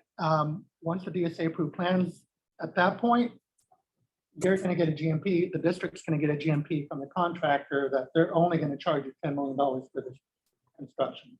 So this, and again, this. They cannot go over that. Tara, so what's to stop the contractor from getting involved and saying, oh, hey, this is our $10 million budget, we can do this for 9.2, but we'll do some add-ons, make it 9.8, so we maximize the budget that's being offered to us. Right. Are there any safeguards to protect against that The designer, on the the district side? architect, yeah, architect is okay. independent, contractor's independent, the district's independent. Okay, You have a kind of a three-legged stool that's gonna be independently reviewing it. The architect's agreement still has cost estimation and construction cost estimation. because as I was listening, I was just worried that, speaking as a contractor, sometimes you try to maximize what you make, right? Because you want to use up the budget so that you get as much percentage of overhead as you can. So there are ways to prevent that from. Yeah, and also the lease spec contract that the district uses and it's gonna use has an open book bid policy. So when the contractor takes those plans, they issue it to their subcontractors. The district can sit in on that and see what those bids are. Okay. They're gonna say, okay, this adds up to X amount, your markup is Y amount. Well, I wasn't really thinking that might happen, but there's, there's different ways to design and build something. Some are more expensive than others, produce a similar end result, right? And, if you know that your subject matter has 10 million to spend, you can sometimes choose a slightly more expensive option, because I'm Right. assuming they use the standard like 7% profit whenever spent. Right. So Yeah, so it's more open, but more eyes on you it. just have to have more, so that he has to be paying more attention to what you're telling. Or whoever we hired to do the project management, right? And we're usually the other way. We're usually cutting costs. We're trying to bring the cost. Right, down. we're bringing it, yeah. We always want more than we can afford because we want the best for our students. So So it's kind of to summarize, the whole advantage of this method over the traditional method is that it sounds like the contractor's involved at the very beginning. So he can sit there and say, this is a stupid way to do it. We're gonna do it this way. Right. It's a better way to do it. And you can go at the bid sooner, it sounds like, because you're not having to wait for the architect to stamp the drawings. yeah, no, You still go. you still wait for the drawings for the subs to bid. Yeah. But the contractor's working with you already. So they're already kind of working. together. Okay, so the whole idea is you engage the contractor sooner, so you get more feedback sooner, so hopefully you find your mistakes sooner, and hopefully you keep your costs down. Exactly. Right, and I don't know if you can hear me. So I do recall from the Westmore Oaks ordeal from the very beginning, ordeal, Sorry, yeah. choice of words. Yeah, it was I think the original, I don't know if it was the contractor or it was the architect that said 20 million. We already told him it was our max budget on this was like 15 or something like that. And yet they came in after they had already been hired and built this massive, balloon of a budget for us to look at, and we're like, no, we can't do that. We've told you this is the hard and fast number. So I think this lease back option would help prevent that from happening in the first place, where we don't get involved with somebody who's going to just start inflating projects. The CFP's already in place, right? Right. And architectural firms, in my experience, no offense to any architects. I'm watching at home. No, just in our experience, they're usually on the higher side of the budget, So having the contractor on earlier, and that was the architect. Yeah, yeah. If that contractor would have been on earlier, I don't think we would have had that problem, because they'd have brought him back into reality. That, hey, you're over designing. Right. Which eventually happened, but it Right. took Okay. some effort. And in the end, the whole leases back arrangement is some like just kind of crazy financial scheme to like make it work. Well, it was, I guess, to put a little bit more meat on what you were talking about, there was originally very brief statutory language in the government code and ed code that just said you can do a lease back for certain projects. We very sparse language, And what happened is people started taking advantage of that because that was pretty much all there was in the statute. And then there was this Fresno v. Davis case where their lease back was challenged with Fresno High School District because they were essentially just doing a construction contract without that lease term that I talked about, without other kind of lease like provisions in it. They were just doing it so they didn't have to bid it out. So they can just choose who they wanted to work with without a hard bid. And at that point, the court said, okay, well, there is an issue here. Let's talk about it. And when that happened, every contractor in the state said, okay, I'm not going to do that anymore because the financial burden falls on the contractors. If there's a void contract, they don't get paid. They're not going to get paid. They can build the building. They could have been paid some of the money. The district, if it's a void contract, can get all that money back Oh, wow. under California state law. Yeah, you have no contract. Right, and so it kind of ground to a halt. No one wanted to do it. Everyone's like, no way, I'm not touching it. With the 10-foot pole, the legislature stepped in and they came up with the statutes that he referenced, which is puts into place all of these loopholes, not loopholes, all of these hoops. Wow. Taking away the loopholes, taking away the loopholes and put all these hoops that you have to jump through now, which is you have to pre-qualify all the contractors and subcontractors. You have to do this best value resolution, which has been mentioned. You have to go out for an RFP. You have to go back to the board after all that's done and show them how the scoring was done, who scored the best, who scored the worst. The board then So approves. the board will have a chance to. Oh, yeah. see Gonna get, scoring. Okay. you're gonna look at the scoring, and then this is all pre-construction. And then once that, the three parties, the contractor, the architect, and the district agree on the plans, those go to the state for approval. Once those plans are approved, those are given to the contractor. He bids it out to his subcontractors to come up with his GMP. So there's a GC involved. Yeah. Right. And then the GMP then goes back to the board, and the board says, okay, yeah, we said it was gonna be 10 million. The GMP is 10 million, and so we're gonna approve it. And only then do you start the construction phase. So you can see, none of that was in place before. There's a lot of hoops to jump through, and contrary to Yvette's point, I think legal is needed and positive, because all of those complexities are something new that wasn't in place before. But it leads to a more transparent process. Well, I think you've definitely answered my question. I still find the whole arrangement of leasing your land to someone for $1 back later just very bizarre. I don't know how that helps in this whole process. But It's So I wanna not take a- It's lease to own. it's just it's weird. I don't, these things get come up. Well, you with, always and I don't own know it. You always- how Yeah, crazy we always something own it. goes. Right. It's like, okay, you've more than answered my question, so thank you. Any Right, other questions or I comments? do. I want to take a moment to introduce on our screen Bill McGuire. He is one of our consultants that has been helping us on our Measure Z projects. Oh, good. Bill, can you introduce yourself real quickly and tell a little bit Well, about can you, yourself? first of all, can you hear me? We cannot hear you. Okay, so I won't introduce myself. Hold on just 1 second.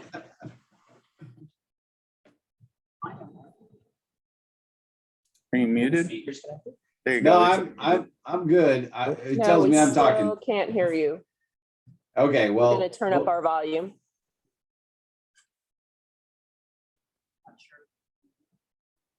No? Try again. Hello, hello, hello. No, we cannot. Okay, well. Type it in the chat.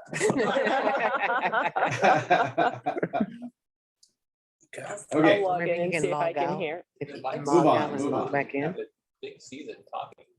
Yeah, Oh, there we go. Gotcha. there we go. oh, we're in?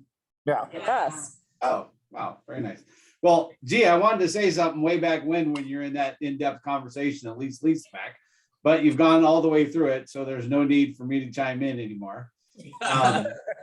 But so just as a background, Bill McGuire, I was a deputy superintendent in Twin Rivers, your neighboring district. Before that, I was superintendent in St. Helena Unified, and then in Clovis Unified for many years, and have done hundreds and hundreds of construction projects, and recently retired, and now working with many school districts relative to facilities and fiscal issues. And you guys are doing a great job, going in the right direction, lots of stuff happening. On the lease back, a really important part of why you would be doing this is that the construction process and the contract is broken into two parts. First is the pre-construction portion, and then the other one is the construction services. The lease back, as you've been talking about, allows that interaction with the contractor to both help design what are we doing, but also the specifications. When you think about an architect, they might look at lighting in the room and have 5 different types of lighting in the room, and the contractor would say, why are you doing that? If we buy the same set of lighting, we can get it for half the price, right? So, and those are all conversations that the team would have, the owner, the architect, and the construction manager. And then when it turns into that contract, when you're bidding it to the general subcontractors everywhere, right? You're going to get a better price because the plans and specifications are much clearer. So the lease back, that involvement in the front should get you better bids if you've done it correctly into the future. So anyway, thanks. Taking enough time. I'll go back on mute. Thank you. I still find the whole financial arrangement just mind boggling. Like, why can't you do that by paying someone a contract for it? Okay, can we LA. move on? Yeah. Okay. So from the committee though, are you, would you recommend that we move forward with coming to the board with the resolution for a lease back, or would you like additional information? From my standpoint, I'm fine with it. Do Yeah, you, I had already, yep, yes. anyone else have any questions or concerns? Well, if you're asking us, I have no idea where the project labor agreement fits into this. And I would like to know where a project labor agreement would fit into the lease part of it. And where, if any, if a project labor agreement is not part of this lease contracts, where the, if there is any minority, or back in the day, they used to call it maybe contracts, I think they were called. Were they? Is that term still used? Not that I know. No, okay. So I think that's gonna come next. I think that's part of what Monique's about ready to Yeah. discuss. Okay, so yeah, so then I'm good. I'm not gonna ask why not just a simple contract, because I know that came to be for a reason. And so, I'll learn, I'll still learn. Thank you. This next presentation is a follow-up, providing just an overview for our subcommittee, a follow-up from our last board meeting on project labor agreements for discussion and next steps. Next slide, please. So we'll start with the definition of a project labor agreement. Next slide. So we'll start with a project labor agreement, and you'll hear me say PLA often. It's also known as a project stabilization agreement, community workforce agreement, or pre-hire agreement. Or also community workforce training agreement. Thank you. We'll add that on. Thank you, Kobe. Next slide. So a PLA is a contract entered between a project owner, and that would be the district, and several building trades. The contract typically is typically designed to govern the employee-employer relations of the general contractor and all subcontractors on a construction project. So think of it as when we're thinking of employer-employee relations, think about it just like our unions, our CSEA, our WSTA. So it's a contract that governs the relationship between, like, with our labor partners, the district, and our labor groups. But this is specific to construction projects. Just Next. one project or like? But wait, there's more. Okay. Oh, wait. It gets better. It gets better. Next slide, please. So the unions, as I mentioned, the employer-employee relations. So the unions agree not to strike or engage in other disruptive activities, and the contractors and their subcontractors, they agree to no lockouts. The employer and contractor recognize a particular union or group of unions, as we mentioned before, could be several different labor groups, several different trades and their associated unions, as the exclusive bargaining agent for all employees on the projects. Just like WSTA is the bargaining agent for our teachers. In this particular situation, the unions would be the bargaining agent for the employees on the project. The other part of a PLA, a common component, is that the contractor will hire exclusively from union halls. Next slide, please. New employees are required to pay union dues for representing their interests. So let's say there is an employee of a subcontractor who currently does not pay into unions. Should they work on a particular project, they would pay into the union for this particular project and in these agreements. There's a negotiated management rights clause. And to answer your question, they typically govern a single large project or several small projects for a specific amount or specific amount of or specific cost or defined timeline. scope for what it relates to. Exactly. Okay. Next slide.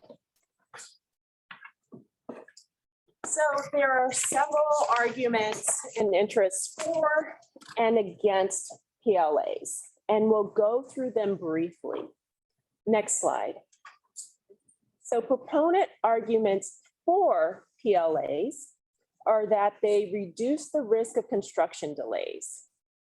Another is they reduce the risk of increased costs caused by work stoppages or labor disputes due to a no strike clause, which was mentioned earlier.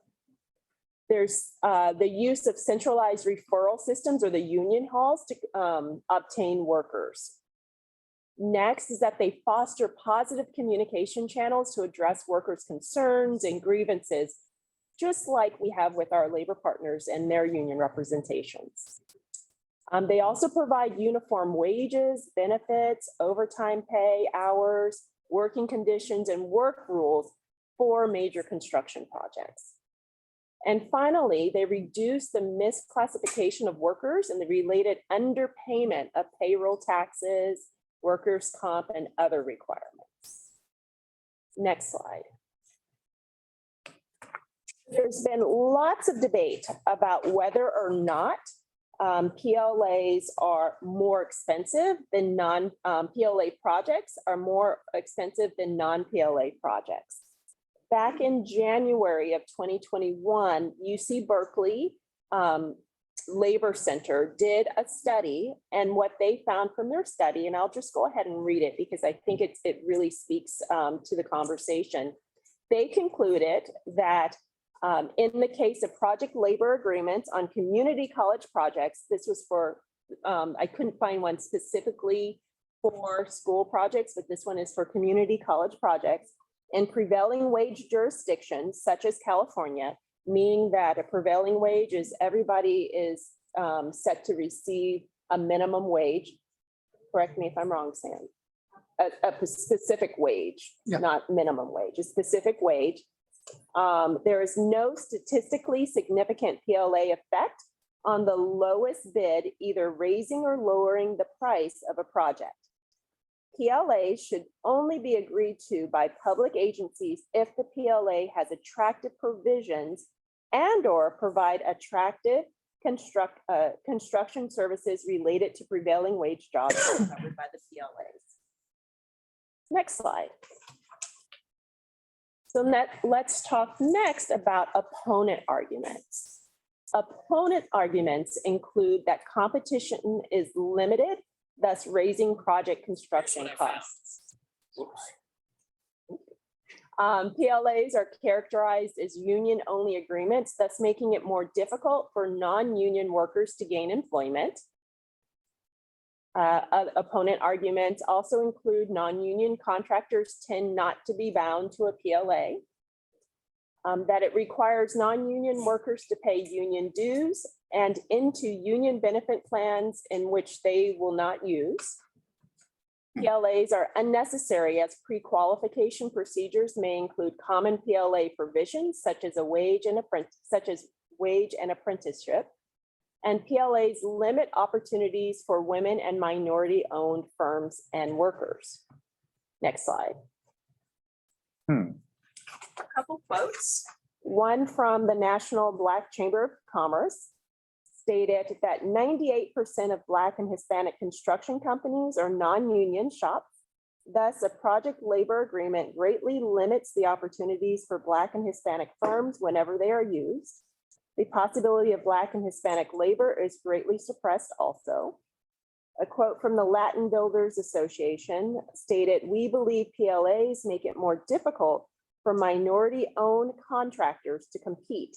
They effectively work against the goals of increasing the number of projects awarded to minority-owned businesses by placing roadblocks in the way." Next slide. So let's now talk about issues to consider in the use of PLAs. We were able, next slide, to find some recommendations by the CSBA, that's the California School Board Association, Construction Management Task Force. I won't read unless you would like me to all of the different things to consider. It's here for your reference and also in the corresponding handout to go with this particular item. But in summary, there's 14 different questions that are really good for us to ask as a district that include, will this really enhance the goals of the project? Does this meet our need? Do we have the labor force to be able to make sure, the internal labor force, to make sure that we're able to appropriately manage the PLA? And then what are the projected long-term effects of entering into a PLA? And next slide. Next slide. Next slide. There we go.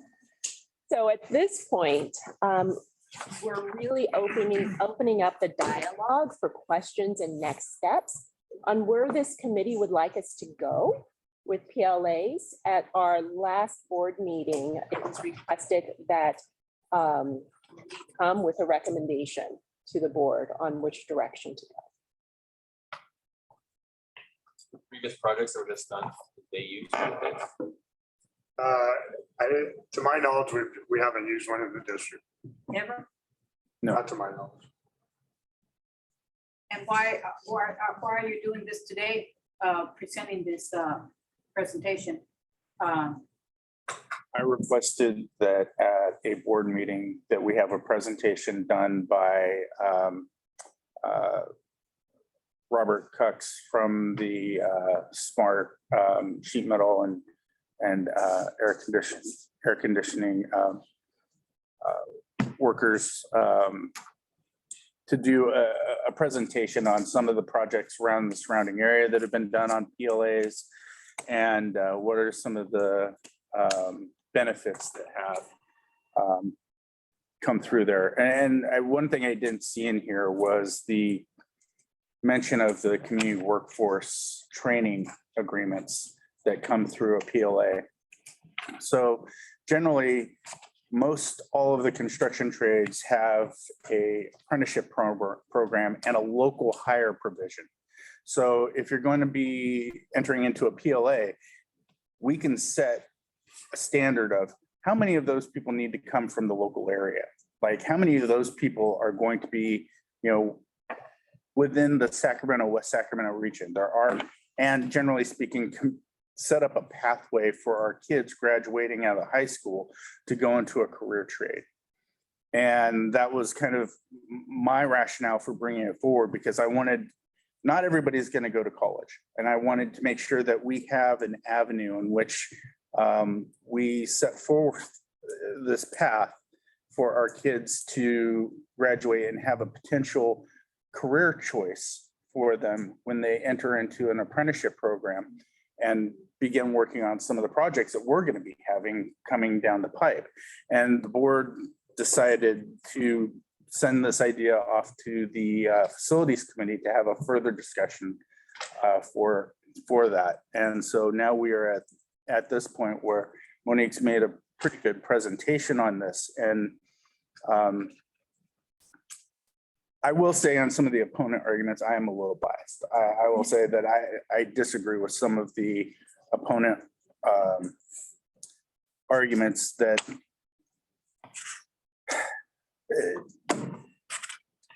I don't see how competition is limited and raise construction costs in this. I don't see that as being actual.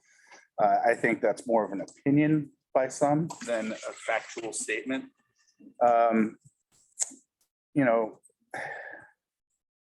The fact that people have to pay into union dues and into union benefits plans, which they will not use, I think that's false also, because the minute you pay into your union dues, they give you a health plan as well. So that's part of a union. That's what you do in a union. You get these benefits, you pay into them.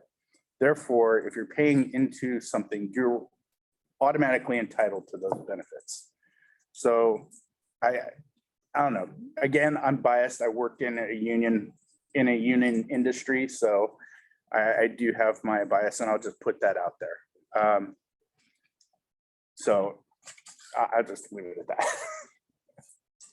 Is there any other questions? Let's go ahead. I would just like to hear the recommendation based on what you all believe and just kind of clarify a little bit as to, I know this is a little, a little bit of the pros and cons, but what direction in your eyes, since this district has never used the PLA? What are you all?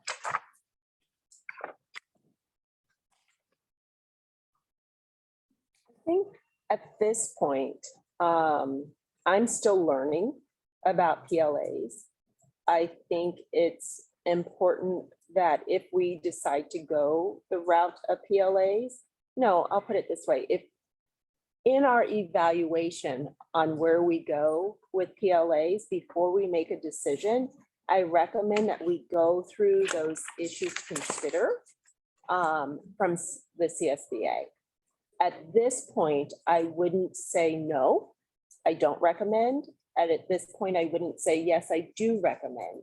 I think we need to have a healthy discussion about and go through those 14 questions to make sure it's the right fit for our district. I think we also need to have a discussion to identify in what ways we would, if we decide to go forth with a PLA, in what ways and what projects we want to focus on for the PLAs, because it does have that option. We could say it's for projects that are $100 million or more. We are not 100, I'm sorry, $100,000 or more. We could say it's only for the yellow roofing project. We could say it's just for the Quick Strikes project or the Westfield project. And so I think we as a district need to do evaluation of what benefits there are for our district should we go that route, and be able to set those parameters on how we're going to move forward. Go ahead, John. Other districts around that have used PLAs and what was their experience? Stockton did, Stockton Unified. Also, the Golden One Center was built with PLAs. So, yeah, there's a lot of local areas that have done that. There's some, I believe, school facilities in Alameda County that have used some, but only in our region that I know of has been Stockton so far. Yeah. Sacramento City Unified has a PLA as well. Okay.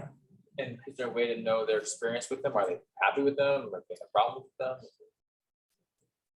Well, We Sac can- City Unified has problems, period, but. Monique can survey the neighboring districts to see what they've done. And the one thing of a comment when we're talking about lease back, and then your comment about the apprentice program, one of the benefits of a best value lease back program is it comes with an apprentice program, very much tailored to the same way the PLA is. So a recommendation would be to move forward, if you're moving forward with the lease back, to move forward with that and ensure that it's going to have that apprentice program in it, relative to all of the work that you just talked about can be already included with the lease back. If you want to just address that, Sam, or. That's part of my questions, where would the PLA fit into the lease? Or is it in place of the lease, or do you incorporate it into the lease? The Bill? I mean, where does it fit in? The PLA is a hiring agreement, so essentially whatever construction programs are going to be covered by the PLA, all the contractors have to hire via the union for that job. Right. And so it kind of. If it's set up that way. If the PLA is set for that project, then. Exactly. So if we're saying we're doing all the sheet metal for the air conditioning systems on a particular roof, and we're doing that as one of the projects, we say we have a PLA for that particular project. And then they have a union hall full of employees that are already pre-hired and ready to go. So the PLA is how you hire people for the construction project. So the and then lease would the stay. lease back is how you construct Okay. the project. Okay, I'd like to comment, because I am like seriously pro-union, And I would like to comment, like the Latin Builders Association, I too disagree. Yeah. It doesn't say Latino Builders Association, it doesn't say Mexican Builders Associations. And so Latin, I wouldn't really buy that. I would ask 5 different Latin Builders Association. But unions built this country. For anyone that does not know the history of unions, and I'm really grateful to you for bringing this. And I want to give you a little bit of history, because West Sacramento, under our former mayor, never allowed PLAs, okay? And that covered the school district. It just was like that. And so prior to unions, we did not have a weekend, and we did not have an 8-hour workday prior to unions. So we all have to bank the union for our weekend and for our 8-hour days, okay? And so the city council is now considering doing PLAs with all of its construction. And because now we have a new mayor. So going to PLAs for the school district is the natural course for the school district, because we couldn't do it under the prior mayor, who basically sort of controlled the school district also. Unions are good because, like Trustee Pasati said, it brings local hires. We can get eventually the high school students to work possibly in the construction jobs here locally, and it's the future. It's good for West Sacramento, and it's good union jobs. The people are going to go home, and like they said when I went to their training, everybody's going to go home with a nice fat paycheck and go to the movies and spend money, and someone else is going to have benefit from the job that they're going to have. And so it's going to pump the economy. No one's going to be on dirt wages, minimum wage. And when these other construction jobs that people have, they get minimum wage, and if they get paid, they have to go to the labor commissioner. And if they get paid, good luck to them. They're on their own. For one point of clarification, Yeah. for all school district projects, There has to be district has to pay, the contractor has to pay union wages. It's Ah. called prevailing wages. prevailing Prevailing wage. wages? Yeah. Any public agency that has a construction project, Uh-huh. they must pay union wages. Oh, that's good to know. I didn't know that. Thank you for that. Okay. So so I love PLAs, and thank you so much. I'll always be grateful to you if you make this happen. Thank you. Uh-huh. One of the other things that I'll just, since you brought it up, was anything that comes from a chamber of commerce is generally going to be anti union or project labor agreement. So I did notice on there that it was the Black Chamber of Commerce, Yes. but regardless, it's still the Cal Chamber, or even West Sac Chamber would probably be against it. So I would say any chamber of commerce, anything that has chamber of commerce at the end of it. Yeah. While sometimes partners with us, will always be against this, because it's Yeah. not necessarily giving control to the business entity. It somewhat limits the business entity's control of a certain situation. So, and it kind of puts on equal footing the worker with the business entity. So my 2 cents is I'm all in favor. Personally, I like the fact that there's that flexibility of having some projects, like just knowing that it's not an all in or all out type of deal.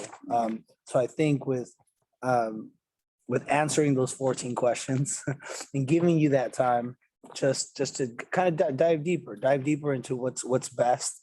And maybe the answer is for some projects, we want this, for some, I don't know. But is there a date in mind of how much time you would need for you and your team to do the work? Yeah, I think about it in this realm. I'm thinking of our timeline on our Westfield project and the opportunity we have with moving forward on the lease back, getting that on board and moving fairly quickly. Our timeline for that was to bring a resolution at our April meeting. Would we be For able the to? lease back? Yes. Okay. A question that I have from our experts in the room, though, on the lease back. If we have not all answered and had a healthy discussion on the 14 questions, if there are particular items that is of great interest to us as a district that would typically be in a PLA that we as a district would want, would we be able to put that in the lease back, for example, a local hire provision, et cetera? I'd have to look into that. I mean, as was mentioned, the apprenticeship requirements are part of the lease back and journeyman requirements. But they're not necessarily from the region, they're from wherever the contractor, Have to be part of a union, right, apprenticeship program, right, not local. right, not necessarily. Right. So they could be from wherever the contractor Right. is based out of, or, But I'd have to look into that. That is a complicated question. Okay. some of the other things I understand is a community workforce agreement, community workforce training agreement, sorry. Also, you enter into a negotiation on basically what you want into that agreement, correct? Mhm. Right? So we can spell out some of the things that we want. We can spell out how much local hire is our minimum standard, right? Or we could spell out how many women, a bare minimum workforce that we want to have, at least, apply or at least be a part of our agreement, or how many, because I think Trustee Kerber Gonzalez mentioned that that was something she wanted to see was, often in this male dominated industry, she wanted to make sure that we had enough, at least spots allotted or allocated for women to participate in the construction trades.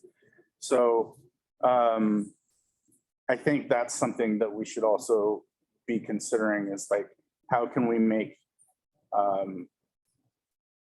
if this is the path we choose, how can we make this, as diverse as possible, right? And as well as giving more pathways and opportunities to our kids. So I don't know what you need in terms of direction. I would say some things that I need in terms of direction is an opportunity for us to look at the 14 questions. We'll probably need more dialogue with our board to help answer those questions because they're questions about the direction of the district. It's not something we can answer on our own. I think what would be helpful is if there are specific components, specific things that you really are interested in a PLA based upon the information that we've shared with you, that we're able to get that information, be able to share it with Sam to see what opportunities we have in the lease back. I will share a concern that I do have is the timeline to make this decision and be able to incorporate where we want to go as a district on our projects and how long it may take for us to really answer the questions on the PLA, including, maybe even what types of projects we're going to work on. And so those are some concerns I have. So components that you're interested in for a PLA. And then after we've gone through the questions, continue dialogue, we may have another facilities subcommittee meeting to answer those questions. should we bring in Robert Tux again to have that question? Because he's a subject matter expert in the area. So Yeah. if you have questions, maybe he can be, a positive, answer space for all of us. Trustee Pizarro, I was going to offer Fabricio Sosa, Yeah. the Central Labor Council. Henry. And he would, because they work together Mhm. and he would know, he's did the Yeah. Alden one. So. And they actually offer all the his, trades. Contact information Thank you. to you. Yeah. Thank I you. don't have my cell phone. I do. I've got it. Okay. Um, please. And that's Central Labor Council. So that's all the trades, not just sheet metal and air conditioning. So, So what we can do is plan a follow-up facility subcommittee meeting and have the only focus on PLAs. okay. And I We can think do that that. that will help us to answer the questions. I was concerned that maybe we need all the board members here, though, maybe a special session on that. We could do I mean, it would need We to can be do a special board meeting. Right. We could do, just like we've done on budget, we Mhm. could do a study session just That sounds- to learn more about PLAs. Yeah. And have, I mean, like I said, I'm not an expert in this. I know the high level view of it, but I know the nitty gritty. Fabrizio or Robert will be able to give us a greater depth. But when it's going to come to you or me or, Jackie or Sarah or Christy, who may not have been in this type of a discussion before, to have real in-depth hearing and listening to the issues, then maybe we should include them in something like that, because I'm not going to be able to sit at the dais and explain everything. So Okay. I just know I see what I like and I like it. Okay. And you said there was a deadline with the Westfield Yes. project. Is it possible to, obviously after the board, the special board meeting, to be able to say, let's make a decision on that, since that's first, right? Like, The lease back has to come first, right? Come Right. first. So it can be after that. It can be after. okay. So, and I think we're good on the lease. Yeah, we back, are. Right? Yeah. We're good on the lease Yeah, back. they're two separate Yeah. entities. Okay. So to be clear on the next steps, we will plan a special board meeting. The topic will be project labor agreements. Mhm. We'll invite Robert Cooks and, Fabrizio Sosa, okay, to be able to attend the meeting, Fabricio Sosa, I'll send Thank you you. To attend the meeting. We'll also reach out to the other people that we know, or the other organizations that we know that have recent experience with PLAs. Yeah, there you go. Yeah. To be able to provide input. If they're able to attend the meeting, we'll invite them to the meeting as well. And the purpose of the meeting is to discuss the CSBA questions, the items to consider when considering a PLA. Perfect. Message him right now. We're talking about you. Awesome. All right, so I think we have our direction on PLAs and our next steps. Yes. Great. I'll hand it back to Terry. I think with that, we're nearing the end of our subcommittee meeting. My only concern is slowing down the Westfield project, trying to outrun cost escalation. So trying to hit some timeline. So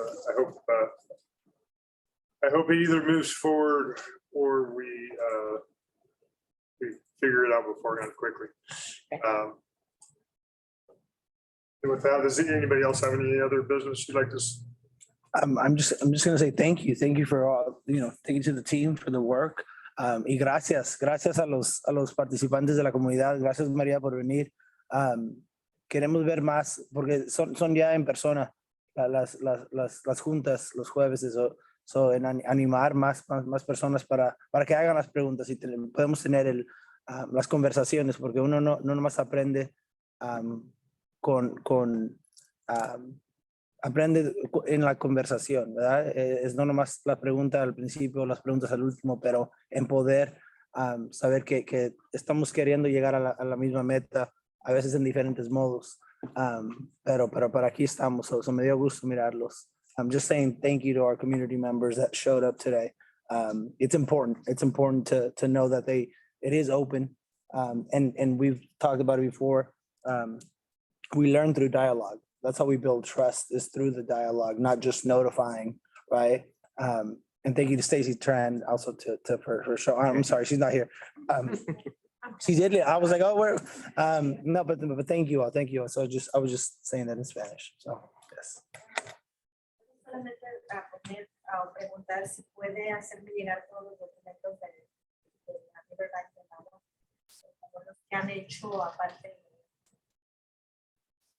Una vez más. documentos del agua, que dice que hace. The copies of all the documents Okay. on the water. You have it. Él dice que ya te mandó los documentos de 2015 y de 2021. Y entonces hay una link para el Departamento de Recursos de Agua que él te va a mandar. So besides the 2015 and the 2021, are there any other documents that she's not received? No, she's received all the documents that we have. All the documents. Entonces él dice que ya te mandó los documentos de 2015 y 2021. Sí, y entonces el tercero es un enlace para el Departamento de Agua de quién sabe dónde, y ese enlace te lo va a mandar. ¿A qué sabe el agua? We're going to want to find out what the water tastes like. And I'm willing to do an independent test. And if that independent test shows that the water is hazardous, I'm going to want a reimbursement. Okay? And if it's, and so I'm going to do an independent test. I hope they're not allowed. Voy a hacer una prueba independiente. Porque a lo mejor la de ella es una strip test que no me dice no sugar, ya, o algo así. Sabe que estaban haciendo la prueba. Ajá. Vamos a hacer una prueba independiente. Ajá, ok, ya sé. She's gonna collect. Good? We Good? good? You good? We good? Any other? Clarify. So I think it will be important that we communicate on an independent test and any samples you decide to take, working with our legal counsel to make sure that we're following all legal Have you guys requirements on our tasted the side. water? I believe I have. I have. You have? I just had it. Tastes like water from a water fountain. Yeah. From the park, from the schools, I grew up in public schools, so Yeah, to me, too. it didn't taste out of the ordinary. Right. Yeah. I think it Yeah. tasted it too, like it was just. Does not Yes, taste, please. does not taste. We're done. yeah, We're done. Thank you. Thank you, Bill. Thank you, Bill. Thank you, Bill. Bye, Bill.